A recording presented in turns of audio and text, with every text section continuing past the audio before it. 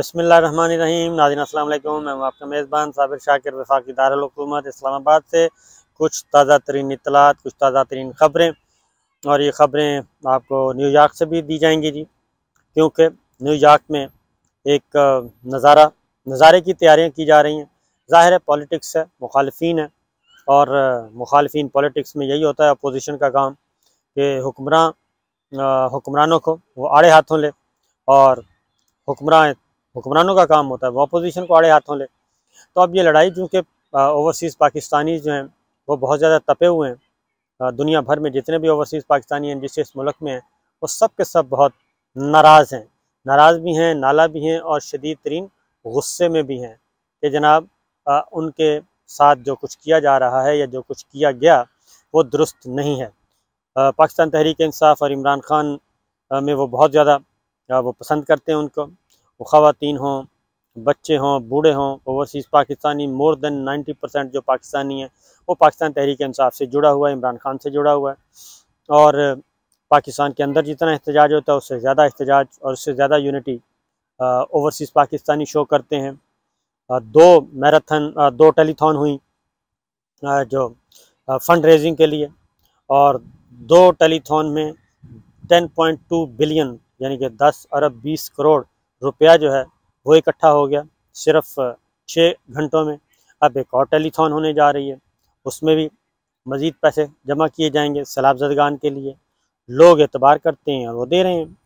Prime minister का जो account है वो खाली पड़ा है, और जब लोग पैसे जमा करवाने जाते हैं तो उनको भी डिस्करेज किया जाता है कि नहीं, आप प्राइम मिनिस्टर के अकाउंट में जमा करवाएं।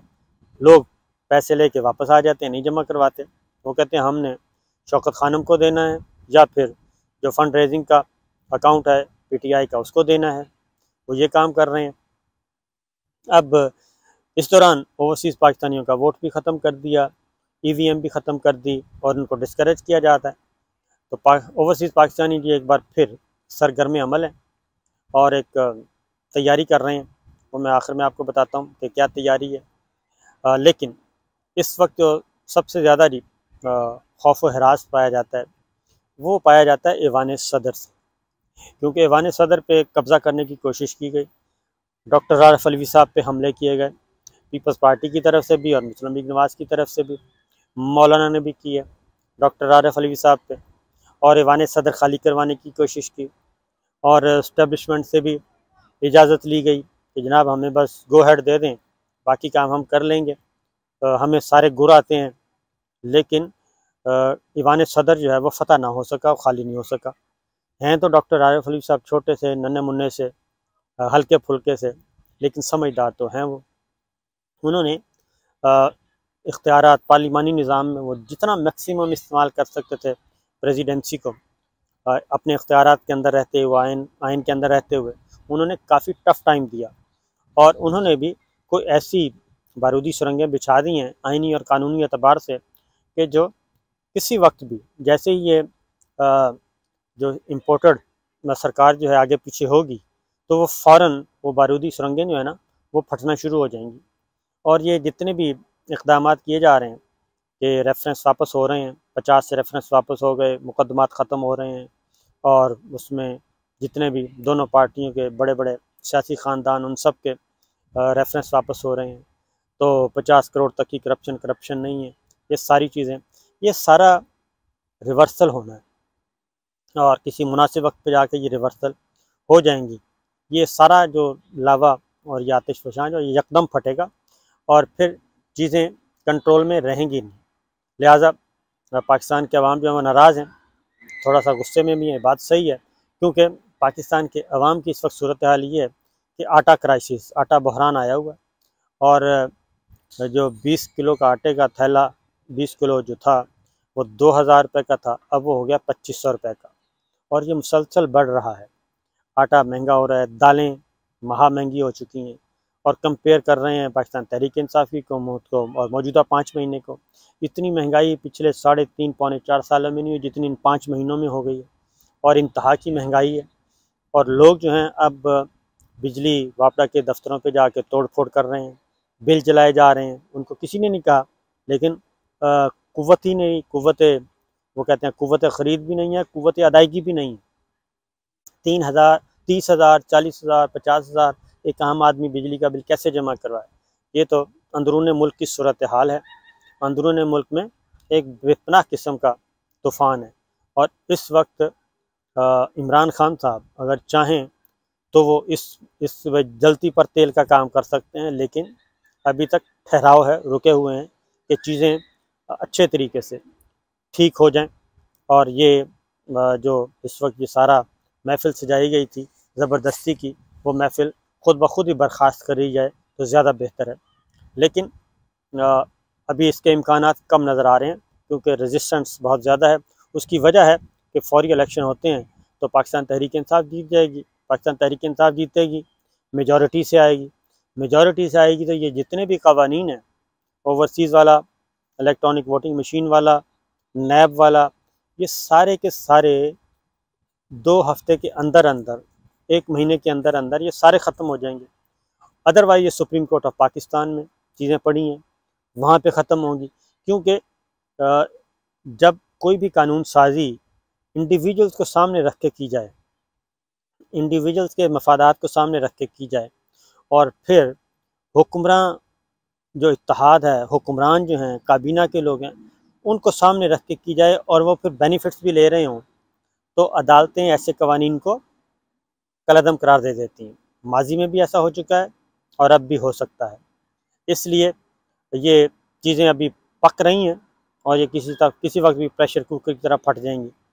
दूसरी जानिब हमारे ओवरसीज़ पाकिस्तानी हैं, शहबाज शरीफ साहब ने जाना है जी यूनाइटेड नेशन जनरल असम्बली से ख़िताब करना है बतौर वज़ीर आज़म, और उन्होंने पहुंचना है America, New York via London. London से होके जाएंगे तो वहाँ पे ओवरसीज़ पाकिस्तानी जो हैं वो भरपूर किस्म की तैयारी कर रहे हैं, और वो तैयारी ये कर रहे हैं कि अक़वाम मुत्तहिदा जनरल असम्बली के सामने शहबाज शरीफ साहब के ख़िलाफ़ जुलूस, जलसा, मुज़ाहरा किया जाएगा, और ये गो के इसको बाहर, इस तरह की लड़ाई बाहर नहीं जानी चाहिए, लेकिन हालात ऐसे कर दिए गए हैं कि जब आप 25 मई का वाक़या आपके पास सामने है, तो वहाँ पे भरपूर किस्म का एहतजाज और अच्छी गैदरिंग की तैयारी की जा रही है, और देखते हैं, एम्बेरसमेंट ही है, उसमें पाकिस्तान को भी एम्बेरसमेंट, पाकिस्तान की भी होगी। फिर जो उनकी जो पुतिन के साथ मुलाकात, और उसमें जो माइक वाला इशू हुआ, हेडफोन वाला, उसके बाद तो मज़ीद जो हैं वो एक मज़ाहिया फ़नकार बने हुए हैं। तो बहरहाल ये एक हो रहा है, तो इसके लिए हम आपको बता रहे हैं एडवांस के एहतियात करें जी मुस्लिम लीग नवाज़, और ख़ास तौर पे तो मेरा ख्याल पाकिस्तान तहरीक इंसाफ के साथ बातचीत कर ली जाए और ओवरसीज़ पाकिस्तानियों को ज़रा ठंडा कर लिया जाए तो ज़्यादा बेहतर है। फिर आते हैं जी डॉक्टर आरिफ अलवी साहब, क्यों उनसे खौफज़दा है हुकूमत, बेज़रर सदर हैं। उन्होंने पार्लिमानी साल, ये आप गौर करें कि पार्लिमानी साल जो है वो शुरू हो चुका है कब का, और पार्लिमानी साल पे जॉइंट सेशन होता है, जॉइंट सेशन होता है, और उसमें प्रेसिडेंट ऑफ पाकिस्तान जो हैं वो ख़िताब करते हैं, पार्लिमानी साल का आगाज़ करते हैं। जैसे अदालती साल का आगाज़ होता है मौसमी गर्मा की छुट्टियों के बाद, तो फुल कोर्ट रेफरेंस होता है, chief justice of Pakistan, supreme court bar के सदर, attorney general, Pakistan bar council, ये तकरीर करते हैं, अपना अपना पॉइंट ऑफ व्यू देते हैं, प्लानिंग करते हैं एक दूसरे के साथ, जो भी है वो भी बदकिस्मती से आला अदलिया में भी इस वक्त हालात वही हैं, हर तरफ ही लड़ाई है। हालांकि मैं पहले भी गुजारिश कर चुका हूँ कि सुप्रीम कोर्ट ऑफ पाकिस्तान और हाई कोर्ट, आला अदलिया के तमाम ऑनरेबल जजेस को आपस में इत्तफ़ाक़ और इत्तेहाद कर लेना चाहिए, क्योंकि इत्तफ़ाक़ और इत्तेहाद में ही बरकत है। अपने इख्तलाफ़ात को ख़त्म कर लेना चाहिए, अपने इख्तलाफ़ात अंदर ही तय करने चाहिए और बाहर नहीं लाने चाहिए।